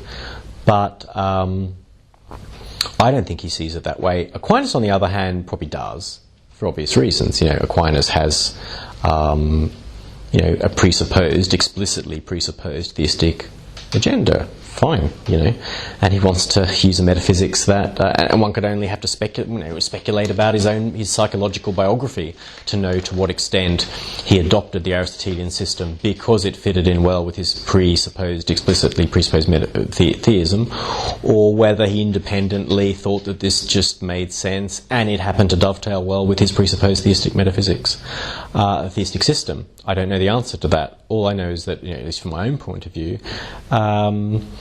it's not. It just is rational on its own terms, and I don't think one has to be a theist to see that it's rational on its own terms. It may be that if one sees it as rational on its own terms, one has to eventually become a theist, right? Obviously, if you accept any of the arguments, you have to become a theist. The only way that is right. rational on its own. The only way, yeah, indeed. Or one, that might be the case, but I don't think that one has to look at the system sort of in theistic terms and to sort of see it as being justifiable or plausible only because of a preconceived theism. No, I don't see it at all. I just see it as absolutely reasonable on its own terms. That would be my take on it. I think it was someone else you hadn't spoken yet. That's okay. I just want to ask about an unmoved mover having to be immovable. Yeah. Just think of a situation where, say you have an unchanging state of the universe as like a first state, and then you have just a random movement, sort of on a quantum level, which gets things going. Then the state of the universe changes. Now, similar to the way that you wanted to explain incompatibilist free will, I think you're right to say, well, we still have something which is influencing that first movement in the initial state of the universe, but then that movement would double back and change the state of the universe as a whole. So it seems to me like that's an example of a case where you have an unmoved mover that's been moved. So I'm just wondering why you think we would need to conclude to an unmoved mover that's immovable. Okay, so can you just sort of run that by me again? So we have the first state of the universe, like the first nanosecond after the Big Bang or whatever, something like that. Okay. And then that in itself is, by definition, because it's got a time slice of the history of the universe, it's itself unchanging. And so and then there's some sort of quantum fluctuation, and this changes the state of the universe. Well, the quantum fluctuation is going to be, ipso facto, it's going to be a change in the state of the universe. It doesn't cause a further change, although it does, but it's itself a change, And so therefore, why does this first state have to be unchangeable? Why can't it just be, Why can't it just be an unmoved mover up until the point at which things get going? The initial example I was thinking of was one where I was trying to think about this incompatibilist free will objection, and I'm thinking of a case where you have an incompatibilist free agent in a otherwise unchanging possible world, and is he going to choose the banana or choose the apple? And it's unchanging, and then he just chooses the banana. And initially, I was thinking, well, here's a case where the free will itself is uninfluenced. But no, maybe that's not true. Maybe there is desires and everything else built into the situation, such that you can say there's an actuality which is influencing the free will movement from potentiality to actuality. But it still seems like a case where you might have an unmoved mover, but it's not immovable. Yeah. Everything in the situation seems to move in the relevant sense. Yeah. I see what you're getting at. I mean,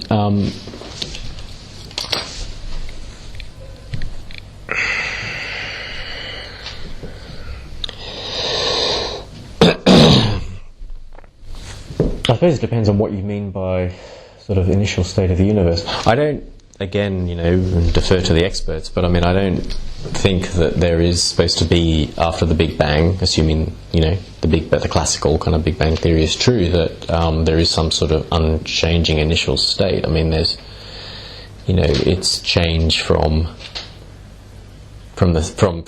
whatever the first point, if there was one after the singularity, is that there's change. It's change all the way back, basically, right? So there is no unchanged state. So that would be my kind of first response to that scenario. To me, I mean, just the point would just be that other additional premises would need to be added into the argument to make it run in this world, because it may not run in all possible worlds.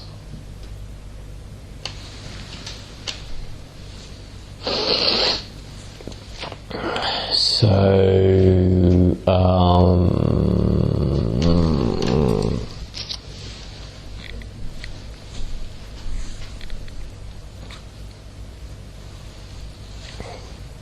I guess my view of that would be we better spell this possible world out very carefully. It's not just enough to say, well, let's stipulate a possible world in which there's some unchanged state S, which is causally responsible for a series of further changes, and that itself is not unchangeable, it's just unchanged, and why can't that be the first mover? I'd want to see some more flesh put on those bones, as it were, to get clear on what kind of possible world we're considering. I mean, again, at first blush, to me, the thought of there's something incoherent about the idea of and so therefore logically impossible about the idea of an unchanged first physical state of anything. Now, kind of, Shoemaker type objections are in the back of my mind about time without change and so on. Or objections to the Shoemaker type case of time without change spring to mind, but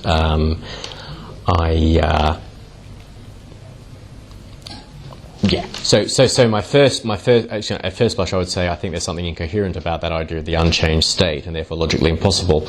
So I'd want to see it spelled out more in a way that eliminates any kind of obvious incoherence. That is to say, the obvious incoherence being, well, if you've got a physical state, there's got to be change going on at some level, just like for any state of the universe, up until all the way back to 2 nanoseconds after the Big Bang. All the states of the universe that we take. Forget about instantaneous time slices, which by definition are going to be unchanging. I don't think such things exist. If we're talking about intervals, intervals in the history of the universe, there's always change going on. So, so my reaction will be, why should we think that there's some privileged state where this is not going on? Even if it's a nanosecond long, physical objects at some level are changing. And that's why when I give my examples of fragility and solidity and so on, solidity, that's a state, it's not changing.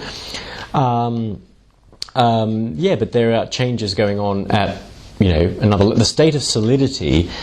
The unchangingness of the state of solidity is only, as I put it, sort of observer relative or dimension relative or sort of relative to some level of explanation. A true understanding of a state such as solidity shows that it is not an unchanging state. Solidity is quite a dynamic state. It results in a certain kind of stability at a level of perception, but we know that's not the case, at the micro level, and the same goes for being red or whatever. So I guess that's the sort of thing I would say about this mythical or this putative first state, unchanged state of the universe. But again, I'd want to see the possible world spelled out in a bit more detail. And so, in short, the thought is that, well, if you're in time, you've got to be changing. Something's got to be changing some way. Yeah. That's the right thing to think about. So then it's going to follow then that your unmoved mover is going to be out of time. And if you're going to say, I'm not saying you would want to say, but if someone might want to say, oh yeah, but the unchanged first state is an instantaneous time slice of the history of the universe, then my response would be, A, there are no such things, and B, if there were, they couldn't cause anything. Our speaker has a drive back to London, so perhaps we can pick it up.